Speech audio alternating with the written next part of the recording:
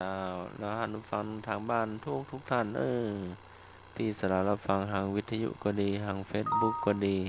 ขอเจริญพรจากต่อไปเป็นสันเนรเอารักเป็นโยนนานเจ้าขอกราบนอบน้อมยังคุณพระติทารายรัตนผ่านแพ้วพระเกี่ยวเจ้าต่างสามประการหมายมีพระพุทธพระธรรมพระสงฆ์อันเป็นสารณะที่เปิ่งของหมู่เฮาทั้งหลายขอกราบไหว้สาบุญญาปรมีธรรมท่านอาจารย์ท่านพระครูสมุวิสุวัตวรกิจโจเจ้าวาดวัดไผ่หินผู้อำนวยการสถานีวิทยุคลื่นพระพุทธศาสนาการศึกษาและวัฒนธรรม 104.50 เมกะเฮิรตซ์พร้อมไปด้วยท่านครูบาอาจารย์พระสงฆ์องค์สังฆเจ้าภิกษุสามเณรทุกรูปทุกองค์ที่ท่านได้เปิดวิทยุรับฟังอยู่ทั้งวัดถวายด้วยความเคารพอย่างสูงสุดยิ่งครับผม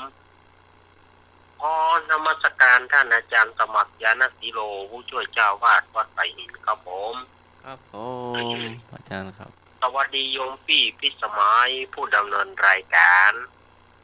การนมัสการเจ้าขอเจริญพรคณะสัตยาญาติโยมศรัทธาสาธุชนคนดีเฮาทุกท่านปิกมาแล้วเนอรายการธรรมะคลายเครียดวันนี้ประจำวันอาทิตย์ที่19มีนาคมพุทธศักราช2566เดือน6เหนือเดือน4ใต้แอมมันนี่13ค่ำร่ำว่าเป็นวันอาทิตย์วันนี้รายการธรรมะคลายเครียดก็ปิกมาปะสถาญาติโยมเหมือนเช่นเคยหลังจากที่ตะคืนนี้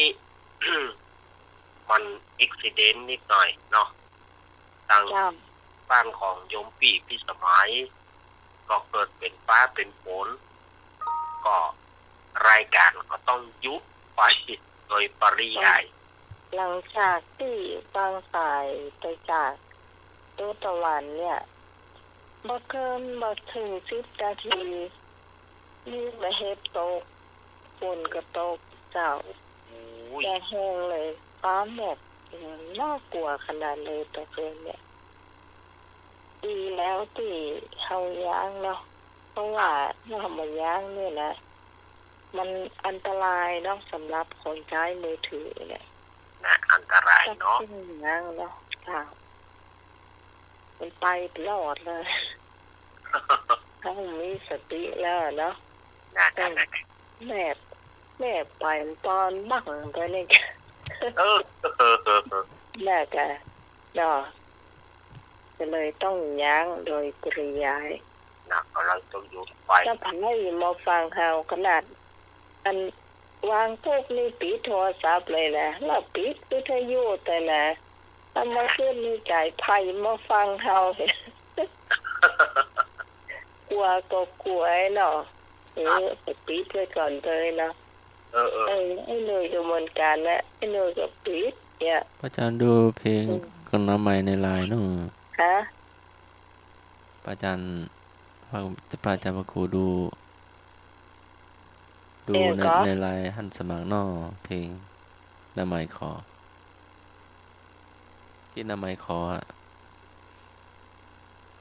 นิมนต์พระอาจารย์ดูในไลน์หันสมัครเนื้อครับ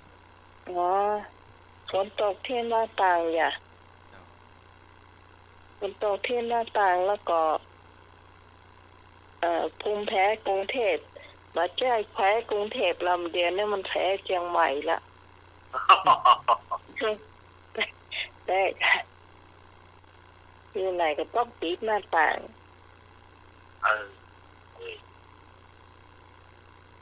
แต่หมอกแต่ควันนะเนาะครับเอาไว้เนาะพอก่อนแล้วว่าก กรุงเทพมันได้อยู่บ่เดียวนี่มันใจอันเดียวนะความโนดก็นักเนาะ เจ้า โอ้มันนักพุทธิแน่ มันก่อนเฮาสิอีหรอ ครับ ตอนน้อยๆเฮาสิอีหรอสบายอากาศอ่ะ อากาศบริสุทธิ์สบาย บ่เดียวนี่โอ้โนดก่อนนักเนี่ยบ้านไหนมีกูที่กันเนี่ยมันจะขับไปอย่างบ่ล้ำบ่เลยเกิ้งแต่เนาะมันจะเป็นนั่นอากาศเป็นที่ถูกกำอยากนะ ไม่ใช่ว่าการเผาอย่างเดียวนะควันรถมันมีส่วนเยอะมาก แล้วก็ไปโตดกันเผาไปโตด เห็น กัน แต่ก่อนเท่ากับเผากันเนาะเตาเฟืองอย่างนี้นะ โอ้ เมื่อเดียวนี่มันเป็นบ้านคนไปส่วนใหญ่ อ่า บ้านนี่เหลืออันการท่องนานั้นมันเหลือน้อยไปถึงวันนะ แม่น่ะ เจ้าตอนนี้ถ้าพระอาจารย์พร้อมกับเจอเลยนะเจ้า053 225